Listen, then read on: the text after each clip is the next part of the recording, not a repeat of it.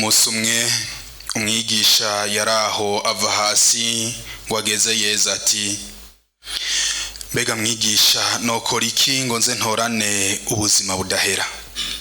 Yezu nawe aramwishyura ati, none mu mabwirizwa handitswe iki? Uhora usoma mwibiki? Uno nawe amwishyura ati, urakunda umukama Imana yawe n'umushaha wawe wose n'umutima wawe wose n'amagara yawe yose n'ubwenge bwawe bwose, urakora kandi mugenza we nk'uko wikunda wewe nyine. Yezu nawe ati, wishyuye neza, genda ugire gutyo nyene uzohoraho. Ariko wa mwigisha arondera ingene yo kwikurayo, abaza Yezu ati, mbega mugenzanje ninde? Yezu yungamwe ati, habaye umuntu ariko aramanuka ava i Yerusalemu agiye Yeriko, arahavagwa mu bisuma, bihejeje kumwambura biramukubita birigira bimusiga ari intere. Hanyuma rero umusaserdoti amanukana ya nzira ngo amubone aca iruhande arigira. Hanyuma naho harenguka umurevita ngo amubone aca iruhande ararengana. Umunyasamariya nawe yari yimariye urubanza aramurengukako ngo amubone amutera ikigongwe, aramwegera afuka inguma ziwe azisukako amavuta n'umuvinyu, araheza amushira ku gitwazi ciwe aja kumwakira indaro, aramubungabunga.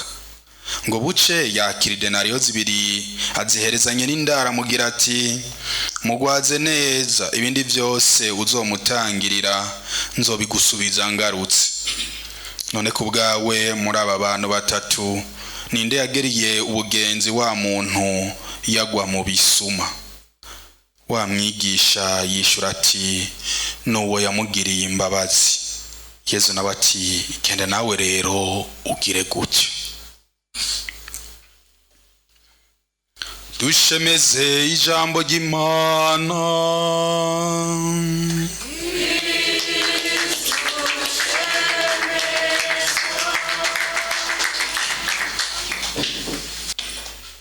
Genda nawe rero ugire gutyo uzohoraho. Bavukanye muryango w'Imana, uno munsi Eklezia mawe wacu iduhaye kwibuka Bikira Mariya umugabekazi w'Irozari. Mu mwaka w'1571 Abayisilamu bo muri Turukiya barateye abakristu. Indwano ntiyaheza ngo yorohe, kuko murazi ko indwano yamara indwano. Abayisilamu baraheza bafata ahantu hitwa Lepante. Nubu mugiye kurondera mu vyakahise murasanga iyi ndwano yaranditswe. Niho Papa Pio wa gatanu yaca atumira abakristu kuvuga igisabisho c'Irozari ngo basabe ubutabazi bwa Bikira Mariya. Babusabe buboneke. Abakristu baraheza batahukana intsinzi kuwa ndwi Gitugutu 1571. Mu gukengurukira uwo muvyeyi yatabaye abana biwe, Papa Pio wa gatanu yaciye ashinga umunsi mukuru wa Bikira Mariya umugabekazi w'intsinzi, Notre Dame de la Victoire. Gregori w'13 ari we yasubiriye Pio wa gatanu, niwe yawuhinduriye izina awukura kuri Bikira Mariya umugabekazi w'intsinzi, awita umunsi mukuru w'Irozari Nyeranda, wahimbazwa ku munsi w'Imana wa mbere w'ukwezi kwa Gitugutu, la fête du Saint Rosaire. Papa Pio w'10 niwe yahavuye ashinga uwo munsi mukuru w'Irozari Nyeranda kuwa ndwi Gitugutu mu 1913, aho hari hirya y'ejo sikera cyane. Papa Yohani wa 23 nawe araheza awuha izina tuwuzi ko ubu Bikira Mariya umugabekazi w'Irozari, hari mu 1960. Benshi baribaza bati, kuki tuvuga Irozari? hoba ari ugusenga Bikira Mariya nk'uko abaporoso benshi bavyagiriza abakatolika. Irozari n'urukurikirane rw'amashapure ane. Mu gisabisho c'irozari dusenga Imana Data, Mwana na Mutima Mweranda, turi kumwe na Bikira Mariya, kubwa Mariya no muri Mariya, maze tukazirikana kumwe n'uwo muvyeyi mweranda ubuzima bwa Kristo Yezu, umwana w'ikinege w'Imana, yigize umuntu ngo arokora abantu, araheza avyagwa na Bikira Mariya. Uko n'ukwemera dusanzwe tugaragaza misi yose ku w'Imana no ku misi mikuru itegerezwa. Niho rero ko tuzirikana ubuzima bwa Kristo turi kumwe na Bikira Mariya, hari mice ine y'ivyibukiro vy'irozari. Ubuvuze umuce umwe ugahezwaza ukitwa ishapure. Duhera kwibugwa ry'ivuka rya Kristo mu marayika Gaburiyeli, no kuvuga ngo Imana irakomeye, yaza kubimenyesha Bikira Mariya. Tukabandanya gushika uyo muvyeyi Bikira Mariya anahajwe mw'ijuru kumwe n'umwana wiwe. Mu vyibukiro rero binezereza turazirikana ubuzima bwa Kristo kuva akiri umwana gushika kwa ya myaka 12 nk'uko Luka Mweranda abituyagira mu nkuru nziza yanditse. Mu vyibukiro vy'umuco ari wo muce ugira kabiri turazirikana ubuzima bw'icese bwa Yezu, wa mwanya wababa imyaka 3 Yezu yamaze ari karangura umurimo wa Data yari yamutumye kurangura hano kwisi. Ubwo nabwo turazi ko buhera kwibatisimu yiwe muri Yordani gushika agira Ukaristiya Nyeranda igihe bwaca ababara. Umuco wa gatatu uhagaze kuri ya magogwa Kristo Yesu yabona ku munsi wa gatanu Mweranda, ugaheza ugatangurana n'ijoro ryo wa kane mutagatifu, aho Yezu ahakwa kwicwa n'irungu n'amaganya ku gasozi ka Oliveti, bikarangira yishwe ugwagashinyaguro, hanyuma gahambwa mu ruhafu. Ariko rero nkuko tubizi ubuzima bwa Kristo ntibwahereye mu kuzimu, yarazutse ariyereka abiwe. Niho umuce wa nyuma utangurana n'umunsi wa mbere w'indwi, aho Yezu abonekeye ko yizuye mu bapfu yakisubiza muzima, hanyuma kurira mw'ijuru, mbere akagira ko arangura wa muhango yari yaremereye abatumwa, akabarungikira Mutima Mweranda. Ko Bikira Mariya rero yavyaye umwana w'Imana, ntiyari guhereza mu kuzimu. Twarabizirikanye kwa 15 Myandagaro. Uwo muvyeyi yahavuye ajanwa gusangirwa nahazwa n'umwana wiwe, nako tugaheza tukisabira inema yo gushira ukubute mu bikorwa vyiza vyodushikana mw'ijuru. Irozari rero n'ubwo buzima bwa Kristo tuzirikana, nta bindi. Tukabizirikana turi kumwe n'uwamuvyaye. Mwebwe nimba mugifise banyoko banyu, utamuha agaciro n'iteka bari karanguha. Ugomba kuzirikana caye kumenya ivy'umuhungu wiwe, ubibaza nyina amuzi, yamutwaye inda, akamuzigama kuva kiri uruyoya, akamuhehera gushika ahabageze umwana gumaruwa nyina.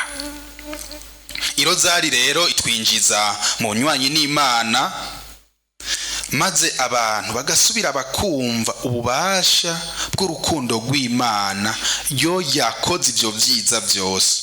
Papa Pio w'Icumi niwe yahavuye ahanura imiryango n'ibihugu ko bizoronka amahoro mu gihe abantu boja hamwe bagasengera hamwe bavuga irozari, kuko bidufasha gusubira kuzirikana bwa buzima bwa Kristo, tukongera tukisabira ivyo dukeneye.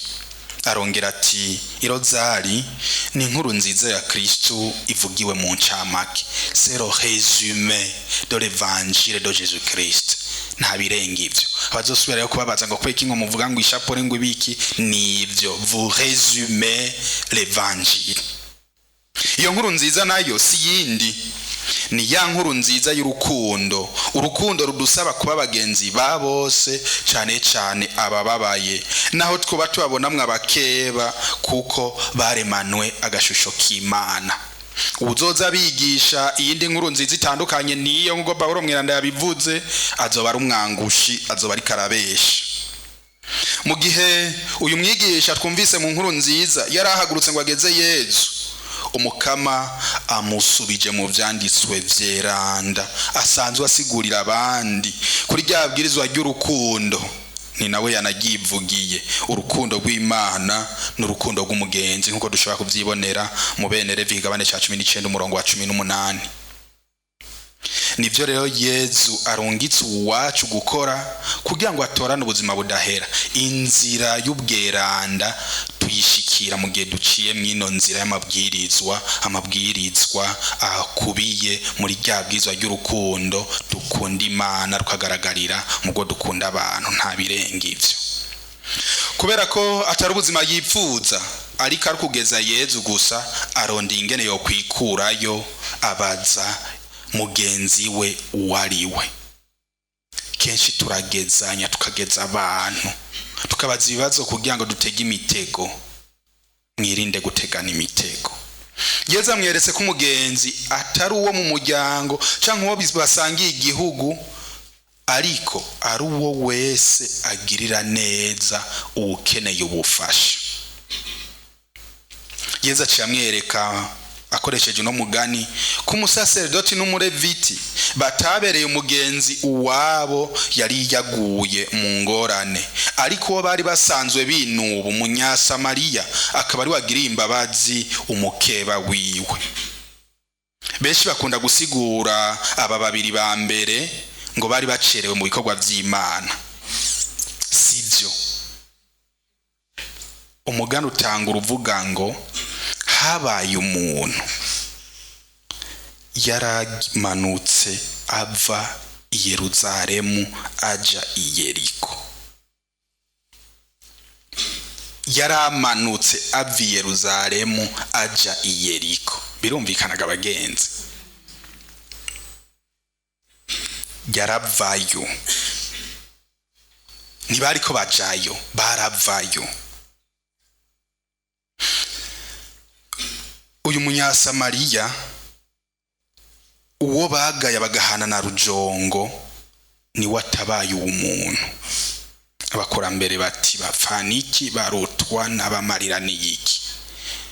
Ubucuti burashobora gusumba ubucuti bw'amaraso. Ni watabaye no muntu. Nimurabe ingene yemeye kwishira mu bibazo kugira ngo akizino ndembe. Ahagaze mu gahinga aho nawe bashobora kumugirira nabi. Yemera no gukora mu mafaranga y'urugendo ibishobora kumwononera urugendo. Ntibihereye aho, amushize ku gitwazi ciwe ibishobora kumukwegera ngo yishe umuntu canke bikonona agashambara kiwe yaratwaye mu rubanza. Murashobora no kuraba n'ibindi vyinshi ingoyi yari yishizemo. Mugabo kubera urukundo akunda mwene wabo yaremanwe agashusho k'Imana, aremeye arinda ivyo byose.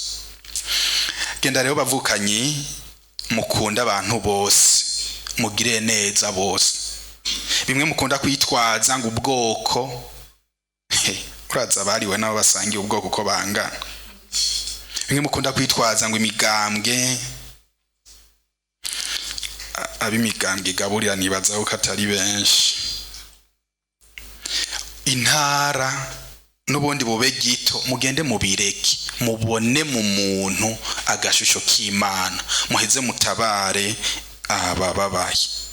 Uwo muntu ashobora kuba yari muri babandi bagayana bagahana n'imbwa abanyasamariya. Hari abantu usanga mu kugayana umengo ni iroko,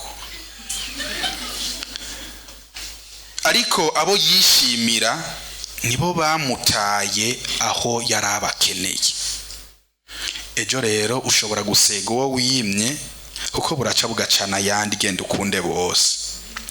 Niturondere kumenya abagenzi dufise, ahubwo nitube abagenzi babari mu ngorane, abashonje, abanyotewe, ab'imitima yakomeretse.